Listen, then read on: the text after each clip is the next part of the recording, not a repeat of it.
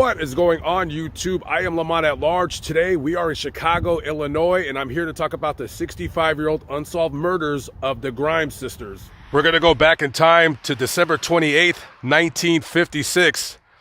Christmas just passed, and Loretta is living with her 6 children here on the 3600 block of South Damas Street, which is where we're walking on right now. The father of the Grimes children, Joseph and Loretta, had previously divorced.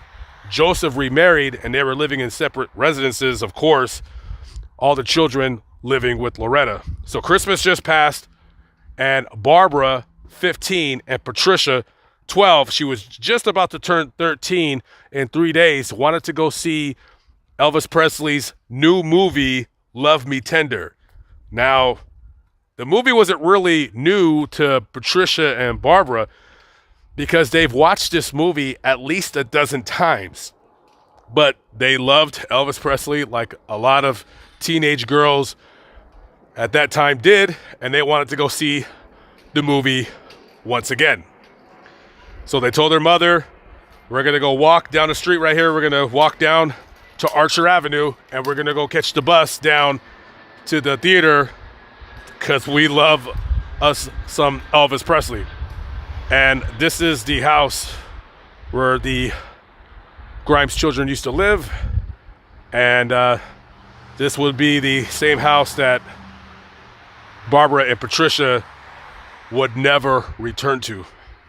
As Patricia and Barbara walked about 4/10 of a mile, about a 10-minute walk down that street right there, they would have came over right here to this intersection.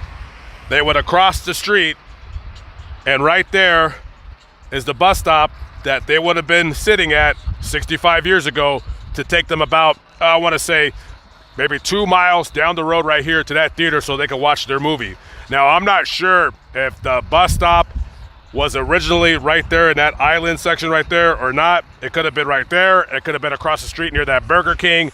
It could have been right here where I'm standing at. I'm not quite sure, but this is where they were waiting at 65 years ago to catch that bus so they can go watch their movie. Across the street, that abandoned lot right there, that was once what used to be Brighton Theater at 4223 South Archer Avenue. Barbara and Patricia would have gone to that movie theater right there to go see Elvis Presley's new movie. Well, not new to them, Love Me Tender. Now, after watching the movie, Patricia and Barbara would have stood right there where that bus stop is to wait to take them the 2 miles down the street back to their home. Now, Barbara's mother, Loretta, expected her kids home a little before midnight or so. Now, when they never showed up, she told her other kids, Teresa and Joey, to wait at that bus stop down on Archer Avenue across from where we just were to wait for them. 3 buses came by, and Barbara and Patricia were not on either bus. Your girls are missing. They didn't show up. It's bitterly cold here. It's quickly approaching January here in Chicago.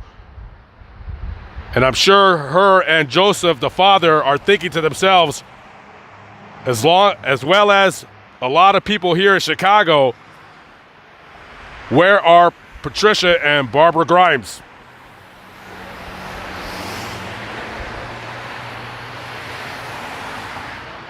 You had all of Chicago looking for these 2 girls. Chicago Police Department, all of the other different law enforcement jurisdictions in and around the Chicagoland area. Even the FBI got involved in looking for the Grimes sisters. About 3 weeks or so would pass until on January 22nd, 1957, a man driving up this road right here, we're on German Church Road, he noticed that in a ditch or an embankment off the side of the road, it looked like it appeared to be 2 mannequins. Upon closer look, he's seen 2 dead bodies. Immediately he runs home to call the police. They come out here, and there's two dead girls that would later be identified as Barbara and Patricia Grimes. They found them in a weird pose, if you will. Barbara was lying face down on the ground, and her sister Patricia was lying face up, perpendicular to her. And I guess you could say the autopsy was totally flubbed, because on their death certificate it says that they died of exposure and secondary shock. Their faces had been damaged. It probably appeared that animals had got to their bodies. Even though there was evidence of sexual assault and strangulation, I don't know, just somebody did a terrible job on this investigation. And there was a suspect that the police felt they had in custody. It was one Edward Bedwell. But come to find out, Edward Bedwell was mentally retarded.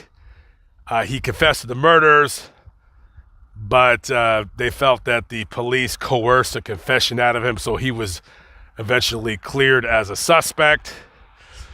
And there's been a bunch of rumors and saying these girls would go to bars and get grown men to buy them booze, and then they're hanging out in the low-end neighborhoods, all kinds of crazy conspiracies that I'm not even gonna bother to go into.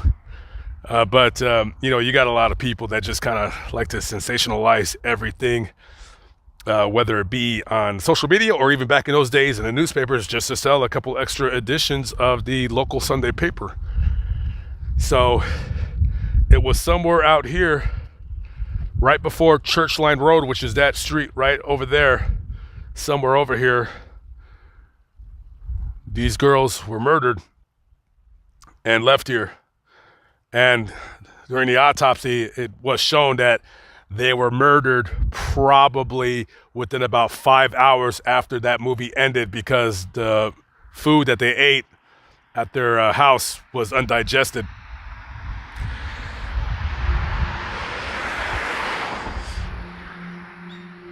Probably just one of these unsolved murders that more than likely will never be solved.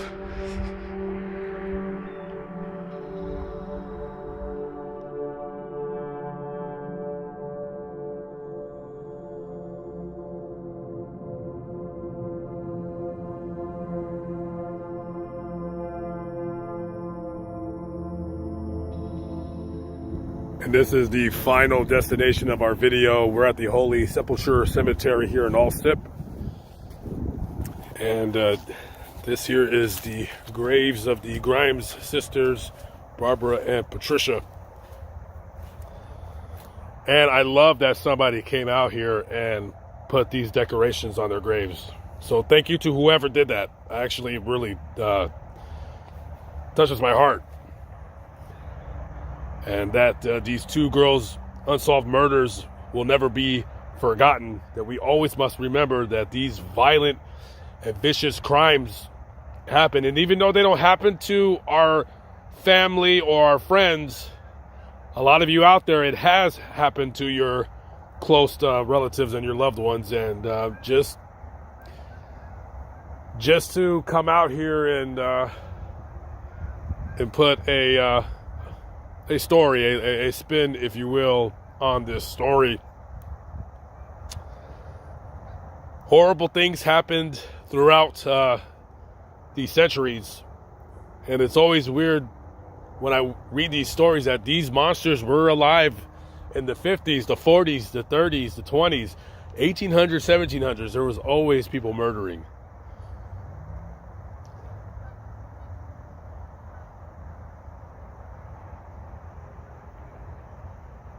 It never ceases to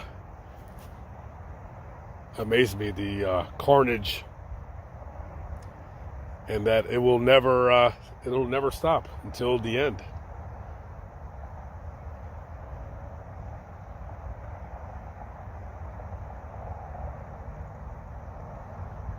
Rest in peace, my dears.